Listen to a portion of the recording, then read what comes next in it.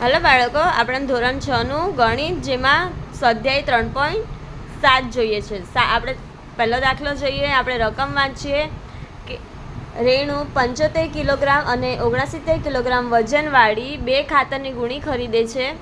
ખાતરના આ વજનનું મહત્તમ મૂલ્ય શોધવાનું છે. શું શોધવાનું છે? મહત્તમ મૂલ્ય. મહત્તમ મૂલ્ય શોધો કે જે બંને ગુણીના વજનના ગુણાંકમાં પૂરેપૂરું માપ શોધી શકે.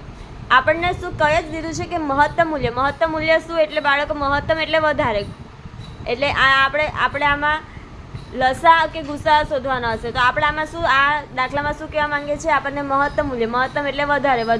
વધારે એટલે કે ગુરુત્તમ સામાન્ય અવયવ, જેને આપણે ટૂંકમાં ગુસા કહીએ છીએ. તો પહેલા દાખલો છે, એમાં શું શોધવાનું છે બાળકો? ગુસા.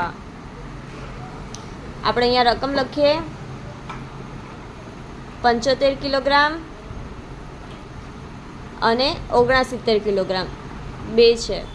તો આપણે પહેલાં 75નું શોધીએ.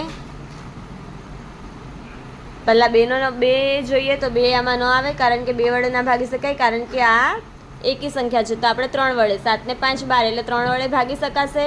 તો 3 તંદુ 6, 1 વધે, 3 પંચા 15.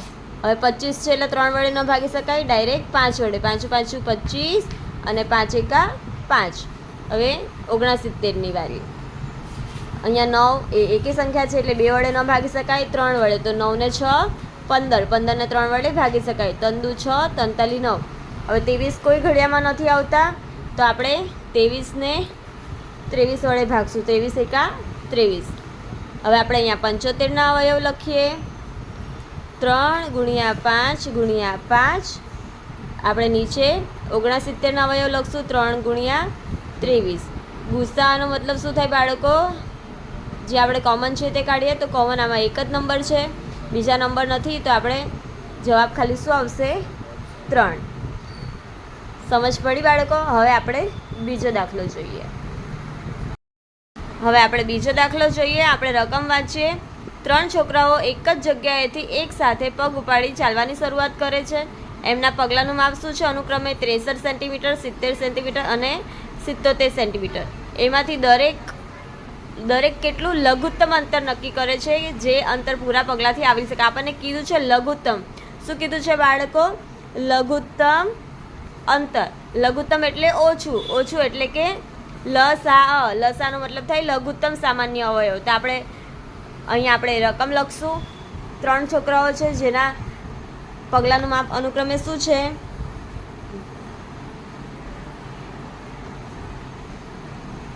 63 કિલો સેન્ટીમીટર, 70 સેન્ટીમીટર અને 77 સેન્ટીમીટર. તો આપણે લસા શોધવાનો છે બાળકો. લસા શોધવા માટે આપણે 3 નંબર એક સાથે લખવા પડે, અને ગુસા શોધવાનો હોય ત્યારે આપણે અલગ અલગ શોધવાનું હોય. હવે આપણે પહેલાં 2થી ચાલુ કરીએ. 63ને 2 વડે ન ભાગી શકીએ તો 63 એમના એમ રહેશે. 70 તો 35 દુ 70 થાય, અને 77ને પણ આપણે 2 વડે ભાગી ન શકીએ તો એમના એમ 77. હવે 3 વડે. તંદુ 6, 3 એકા 3. 35ને ન ભાગી શકીએ તો 35 મૂકી દેવાના છે. 77ને પણ આપણે ન ભાગી શકીએ. પાછા 3 વડે ભગાશે. 21ને 7 તરી 21, 35ના 35 અને 77 એમને એમ. હવે 5 વડે. 7 એમના એમ, 5 7 35 ને 77. હવે 7 વડે ભગાશે. 7 એકા 7, 7 એકા 7, 11 7 77. અને છેલ્લે 11 વડે. 11 એકા 11. તો આપણે લખશું લસા બરાબર 2 ગુણ્યા 3 ગુણ્યા 3 ગુણ્યા 5 ગુણ્યા 7 ગુણ્યા 11. આપણે આ બધાનો ગુણાકાર કરશું.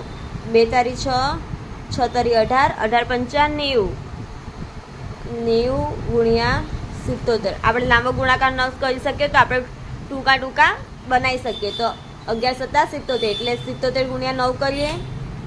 અહીંયા આપણે 77 ગુણ્યા 9, 9 7 63 નો 3 વધી 6, 9 7 63, 64 65 66 67 68 69. અને આ પાછળનો 0 અહીંયા મૂકી દઈશું. એટલે કેટલા થશે? 6930 સેન્ટીમીટર. પાછળ સેન્ટીમીટર છે તો આપણે સેન્ટીમીટર લખી દઈએ. અહીંયા કિલોગ્રામ હતું તો આપણે કિલોગ્રામ લખી દઈએ. હવે આપણે ત્રીજો દાખલો જોઈએ. કોઈ ઓરડાની લંબાઈ, પહોળાઈ અને ઊંચાઈ અનુક્રમે 825 સેન્ટીમીટર, 675 સેન્ટીમીટર અને 450 સેન્ટીમીટર છે. એવી સૌથી લાંબી કીધી છે. અહીંયા તમને કીધું છે લાંબી ટેપ શોધો કે જે ઓરડાની ત્રણેય બાજુને પૂરેપૂરું માપી શકે. તો લાંબી એટલે શું બાળકો? ગુરુત્તમ સામાન્ય વય એટલે કે ગુસા શોધવાનો છે. તો ચાલો આપણે એનો ગુસા શોધીએ. પહેલાં આપણે રકમ લખી દઈશું. કેટલી છે? 825 સેન્ટીમીટર, 675 સેન્ટીમીટર અને 450 સેન્ટીમીટર. હવે આ બધાનું આપણે અલગ અલગ શોધવાનું છે. 825 પહેલાં એને શોધીએ. 8 ને 2 10, 10 ને 5 15 એટલે 3 વડે ભાગી શકાશે. 3 દુ 6, 2 વધ્યા, 7 તારી 21 ને 5 તારી 15, 7 ને 5 12, 12 ને 2 14, 3 વડે ન ભાગી શકાય તો આપણે એને ડાયરેક્ટ 5 વડે ભાગવું પડશે.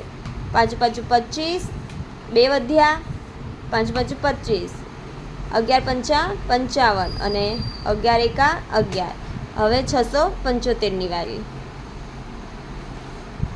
7 ને 5 12, 12 ને 6 18, 3 વડે ભાગી શકાશે. 3 દુ 6, 3 દુ 6 ને 1 વધ્યો, 3 પંચા 15, 3 વડે પાછું ભાગી શકાશે. 7 તારી 21, 1 વધ્યો, 5 તારી 15, 25 તારી 75, 5 5 25 ને 5 એકા 5.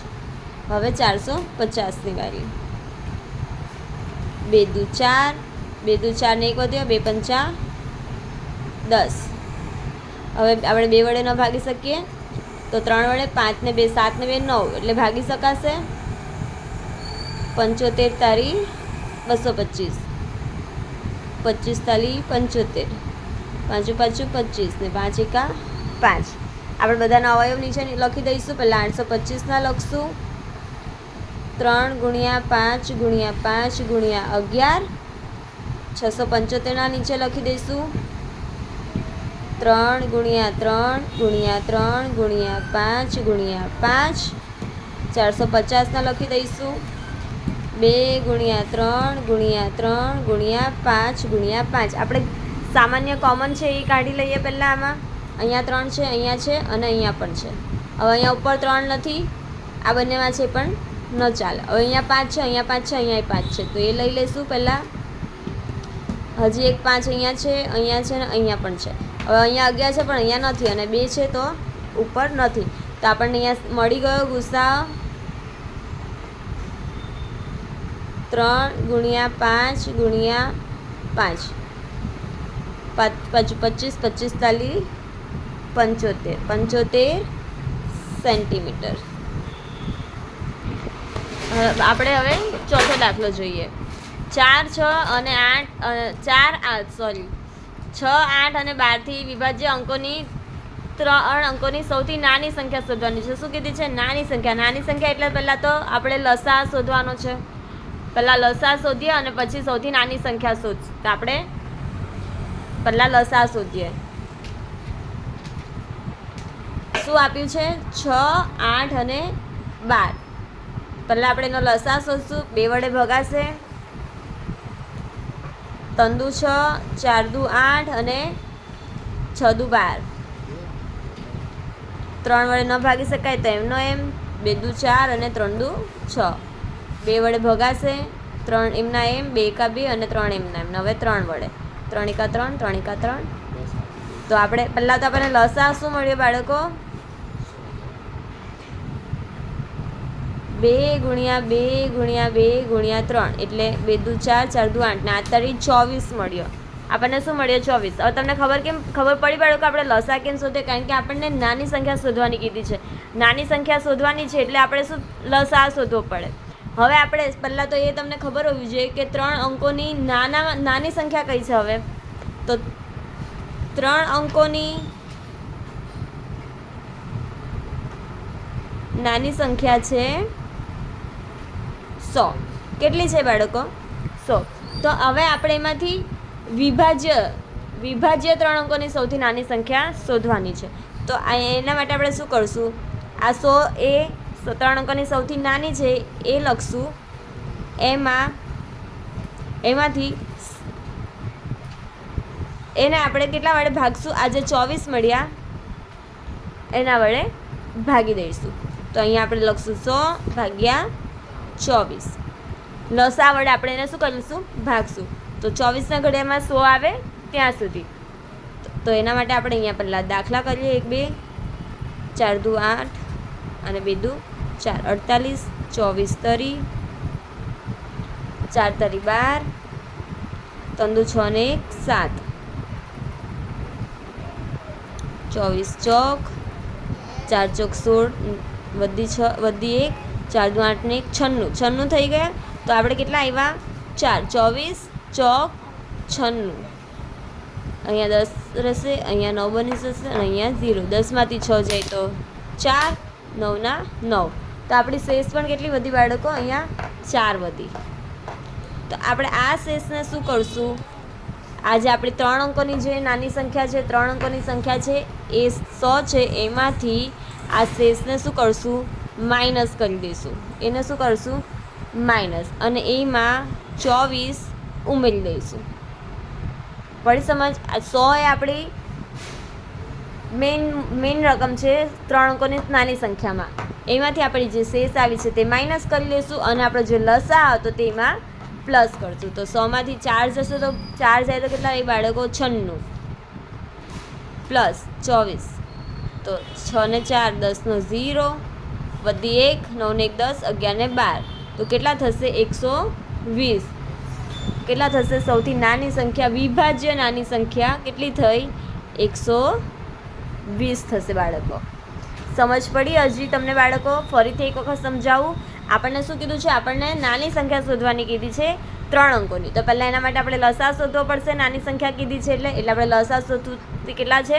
24 આવશે. હવે આપણી 3 અંકોની નાની સંખ્યા છે કઈ? તો 100 છે. તો 100ને આપણે શું કરશું? આ જે લસા આવ્યો છે એની સાથે ભાગી દઈશું. એટલે આપણને જે જવાબ મળે, શેષ મળશે, એ શું કરશું? 100માંથી બાદ અને આ લસા એમાં પ્લસ કરી દઈશું. એટલે આપણને રકમ મળી જશે. હવે આપણે 5મો દાખલો જોઈએ. 5મો દાખલામાં છે 8, 10 અને 12થી વિભાજ્ય 3 અંકોની મોટી સંખ્યા શોધવાની છે. 3 અંકોની મોટી સંખ્યા શોધવાની છે. તો આપણે પહેલાં રકમ લખશું. આપણે રકમ લખી દઈએ 8, 10 અને 12. તો પહેલાં આપણે 8, 10 અને 12નો લસા શોધશું. 2 છે, 4 દુ 8, 5 દુ 10 અને 6 દુ 12. હજી 2 વડે ભગાશે. 2 દુ 4, 5 વડે ન ભગાય તો એમના એમ. 3 દુ 6. 2 વખત 2 ને 2 વડે ભગાશે. 2 એકા 2, 5 ન ભગાય અને 3 પણ નહીં. હવે 3 ની 3, 5 એમના એમ, 3 એકા 3 અને 5 એકા 5. તો આપણે લખી દઈએ લસા બરાબર 2 ગુણ્યા 2 ગુણ્યા 2 ગુણ્યા 3 ગુણ્યા 5. 15 15 દુ 30, 30 દુ 60, 60 દુ 120. આપણો લસા કેટલો આવ્યો બાળકો? 120. હવે આપણને 3 અંકોની મોટી સંખ્યા કીધી છે. કઈ કીધી છે? મોટી. તો આપણી સૌથી પહેલાં તો આપણી 3 અંકની મોટી સંખ્યા છે કઈ બાળકો? 999. આ 999 ને આપણે 120 વડે શું કરી દઈશું? ભાગી દઈશું. તો 999 ભાગ્યા 120. પડી સમજ? 120 એકા એટલે આપણે 12નો ઘડિયો બોલીએ તો ચાલે. 12 એકા 12, 12 દુ 24, 12 તારી 36, 12 ચોક 48, 12 પંચા 60, 12 છંગ 12 પંચા 60, 12 છંગ 72, 12 સત્તામ 84, 12 અઠામ 96, 12 અઠા 96 એટલે કે 960. એટલે 120 ગુણ્યા 8 કરશું તો 960 આવી જશે. 9માંથી 0 જાય તો 9, 9માંથી 6 ગયા તો 3. તો આપણે શું કરશું? આપણા જે 3 અંકોની સંખ્યા છે એ લખશું. 999 માઇનસ કેટલા કરવાના છે? 39. આપણી જે શેષ વધી એ શું કરવાની છે? એમાંથી માઇનસ. 9માંથી 9 ગયો તો 0, 9માંથી 6 જાય તો 9માંથી 3 જાય તો 6 અને 9માંથી અહીંયા કંઈ નથી તો 9 નો 9 તો 960 રહી. તો કેટલો જવાબ આવે બાળકો? 960. તો 3 અંકની વિભાજ્ય મોટી સંખ્યા કઈ છે? 960.